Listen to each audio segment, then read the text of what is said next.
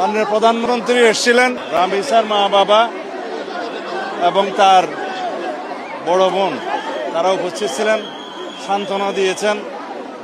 আমরা আশ্বস্ত করেছি পুলিশ ডিপার্টমেন্ট দ্রুততার সাথে আসামিকে গ্রেপ্তার করতে সক্ষম হয়েছে এবং আসামি তার স্বীকারোক্তিমূলক জবানবন্দি 164 ধারায় 164 স্টেটমেন্ট যেটা বলি সেটা করেছে।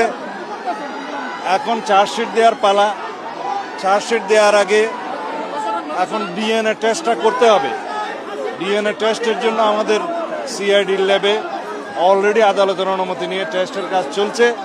ডিএনএ টেস্টের নিয়ম হচ্ছে যে 48 ঘন্টা সময় লাগে, যেহেতু এটা বৈজ্ঞানিক বিষয়।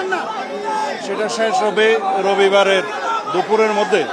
আমরা রবিবারের বিকেলের মধ্যে ইনশাআল্লাহ আদালতে চার্জশিট দাখিল করতে পারবো এবং তারপরে অত্যন্ত দ্রুততম সময়ের মধ্যে যাতে বিচার কার্য নিষ্পন্ন হয় সেজন্য আমরা চেষ্টা করব, যাতে সর্বোচ্চ শাস্তি নিশ্চিত করা যায়।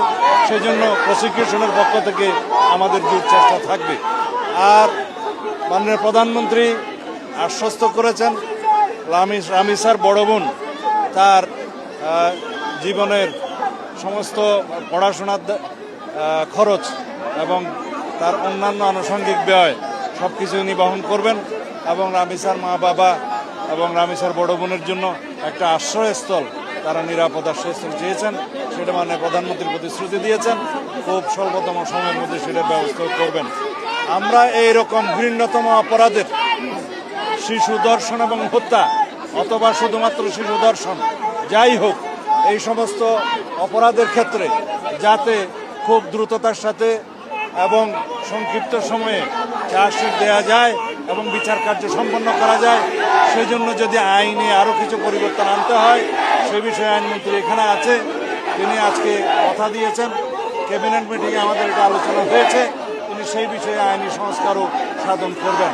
যেখানে প্রয়োজনীয় সংশোধনের দরকার সেটা আমরা করব। এইভাবে আমরা দেশে এরকম ঘৃণ্যতম অপরাধের যাতে আর পুনরাবৃত্তি না হয় সেই জন্য চেষ্টা করবো ইনশাআল্লাহ। ধন্যবাদ। পরিবার চেয়েছে সুষ্ঠু ন্যায় বিচার দ্রুততম সময়ের মধ্যে, সেটা পরিবারের 1 নম্বর চাওয়া এবং সেটাই স্বাভাবিক। তারপরে তার যে অন্য কন্যা সন্তান আছে তার নিরাপদে যাতে থাকতে পারে, পড়াশোনা করতে পারে, উন্নত জীবন পায়, সেই জন্য সহায়তা চেয়েছেন। সেটা মাননীয় প্রধানমন্ত্রী পরিবার বলেছেন যে এত দ্রুততম সময়ে এইভাবে গ্রেপ্তার হওয়া খুব নজিরবিহীন। তারা গ্রেপ্তার এবং আমাদের আইনি পদক্ষেপগুলোতে এখন পর্যন্ত তারা সন্তুষ্ট। আচ্ছা, আরেকটা বিষয়, যে দায়িত্ব নেওয়ার কথা বললেন আপনি, সেই দায়িত্বটা কি তারেক রহমান সাহেব নিজে নিচ্ছেন নাকি প্রধানমন্ত্রী হিসেবে নিচ্ছেন? সরকারিভাবে প্রধানমন্ত্রী হওয়ার আগে থেকেই এরকম মানবিক কর্মকাণ্ড বহু করেছেন সারা দেশে, তিনি ব্যক্তিগতভাবে নিয়েছেন। আর প্রধানমন্ত্রীর তহবিল থেকে তো উনি সাহায্য দিতেই পারেন।